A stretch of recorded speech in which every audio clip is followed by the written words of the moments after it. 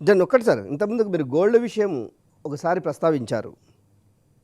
Global మార్కెట్లో ఆ! గోల్డ్‌కు ఎందుకు ఇంత డిమాండ్ అనేది ఒకటి అయితే, అంటే ఈ రేట్ల విషయంలో రేట్లు ఫుల్ స్టాప్ పడదా గోల్డ్‌కు అంటే? పడదండి. ఫుల్ స్టాప్ పడదు. మనం ఒక 50 ఏళ్ల చరిత్ర చూసుకోవాలండి. భారతదేశం గానీ, అమెరికా గానీ, ఆస్ట్రేలియా గానీ, యూకే గానీ.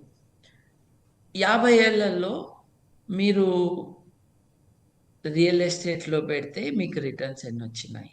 ఎగ్జాంపుల్. యెస్. యెస్. మీరు గోల్డ్‌లో పెడితే ఎంతొచ్చినాయి?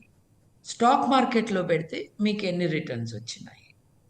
భారతదేశంలో మీరు స్టాక్ మార్కెట్ కంటే గోల్డ్ బెటర్ పెర్ఫార్మర్ అని మనం గుర్తుంచుకోవాలి. యెస్. గత అంటే లాస్ట్ ఇయర్ ఏమైందని కాదు. గత 50 మీరు రియల్ ఎస్టేట్‌లో పెడితే 11% ఎంతో.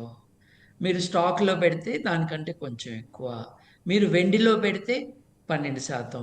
మీరు గోల్డ్‌లో పెడితే 13%. అంటే ఒక పక్కన మనం వేలం వెర్రి అని మాట్లాడొచ్చు. కానీ మీరు నిజంగా ఇన్వెస్ట్‌మెంట్ ఎక్కడ చేస్తే మీకెక్కువ లాభం అని చూస్తే, నేనిప్పుడు చెప్పిన స్టాక్ మార్కెట్టు, రియల్ ఎస్టేటు, వెండి, బంగారం ఈ 4 చూసుకుంటే, బంగారంలో యూ ఆర్ సేఫ్. మీరు స్టాక్‌లో పెడతారు. డామ్ అనేది పడతది. మీరు అమ్ముకోలేరు. యెస్. గత 2000 సంవత్సరాల్లో 50 ఏళ్ళు గాదు. గత 2000 సంవత్సరాల్లో ఎప్పుడైనా బంగారం అమ్ముకోలేని పరిస్థితి ఎవరికైనా ఉందా? లేదు కదా!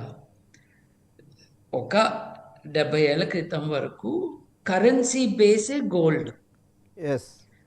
నిక్సన్ వచ్చాక 1971లో గోల్డ్ స్టాండర్డ్‌తో మాకిక సంబంధం లేదు అని 1940స్‌లోనే బ్రెటన్ వుడ్స్ అగ్రీమెంట్ అని ఒకటి జరిగిందండి. అప్పటి నుండి గోల్డ్ యొక్క విలువ తగ్గుతూ, తగ్గుతూ, తగ్గుతూ 1971 వచ్చేసరికి గోల్డ్ స్టాండర్డ్‌తో సంబంధం లేకుండా డాలర్‌కే గొ రిజర్వ్ కరెన్సీగా వాడుకోవాలి అని అమెరికా ముందుకు తీసుకువెళ్ళిన ఈ స్టెప్ ప్రపంచం అంతా యాక్సెప్ట్ చేసిందండి.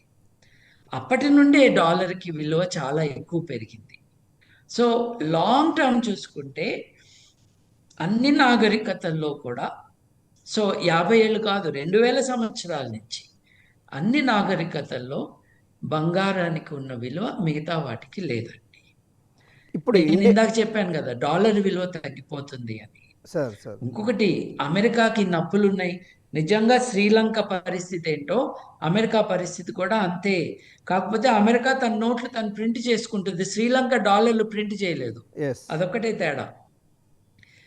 అప్పులు ఎక్కువగా అంటే ఆదాయం కంటే, తన జీడీపీ కంటే కూడా ఎక్కువ అప్పులుంటే, అప్పు తీర్చటానికి తన ఆదాయంలోంచి చాలా డబ్బులు తీసి రీపేమెంట్ ఆఫ్ లోన్స్ చేయాలి. అన్ని దేశాల సావరిన్ ఫండ్స్ గానీ, ఇన్వెస్టర్స్ గానీ, చైనా గావచ్చు, జపాన్ గావచ్చు, నార్వే గావచ్చు, ఈ మిడిల్ ఈస్ట్ దేశాలు కావచ్చు, ఇవన్నీ అమెరికన్ బాండ్స్ కొనుక్కున్నాయి. బాండ్ అంటే ఒక దేశం తన గ్యారంటీతో అప్పు తీసుకోవటం.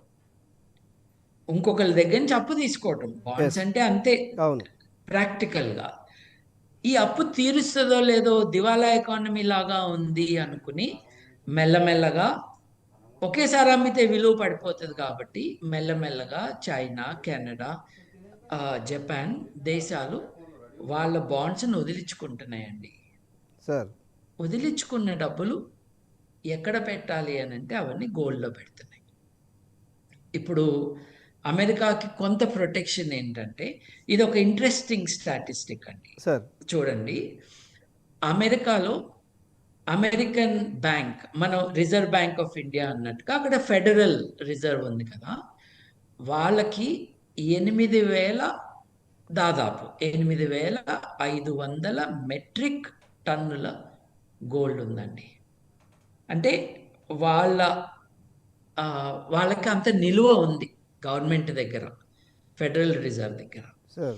అమెరికా దగ్గర 8,500 మెట్రిక్ టన్నుల గోల్డ్ ఉంటే, భారతదేశంలో 835 మెట్రిక్ టన్నుల గోల్డ్ ఉందండి. మన ఆర్‌బీఐ దగ్గర. అంటే మనకి 10 ఎక్కువ వాళ్ళ ఫెడరల్ రిజర్వ్ వర్సెస్ ఆర్బీఐ. కొంచెం ప్లేట్ ఇటు తిప్పితే అమెరికన్ ప్రజల దగ్గర ఎంత గోల్డ్ ఉంది అంటే 200 ఆ, 2500 మెట్రిక్ టన్నులు గోల్డ్ ఉందండి. భారతీయుల దగ్గర 25,000 మెట్రిక్ టన్నుల గోల్డ్, అంటే 10 రెట్లు ఎక్కువ ఉంది మన దగ్గర, ఎస్. ప్రజల దగ్గర.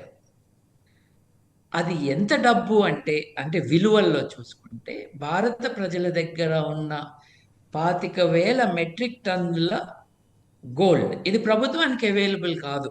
అవును మీ ఇంట్లో, వేరే వారి ఇంట్లో, ధనవంతుల ఇంట్లో, మా ఇంట్లో గోల్డ్ లేదండి, మేము ఎప్పుడు కొనుక్కోలేదు. సార్. బట్ గోల్డ్ కొన్న వాళ్ళు, వాళ్ళ ఇళ్లల్లో ఉన్న గోల్డ్ వాల్యూని మీరు కౌంట్ చేస్తే, యాడ్ చేస్తే అది $3.5 ట్రిలియన్ వర్తుందండి. భారత ఎకానమీ 4 ట్రిలియన్ అనుకున్నాం కదా మొన్న. అవును అవును అంత జీడిపి ఎంతనో మన దగ్గర ఉన్న బంగారం అంత.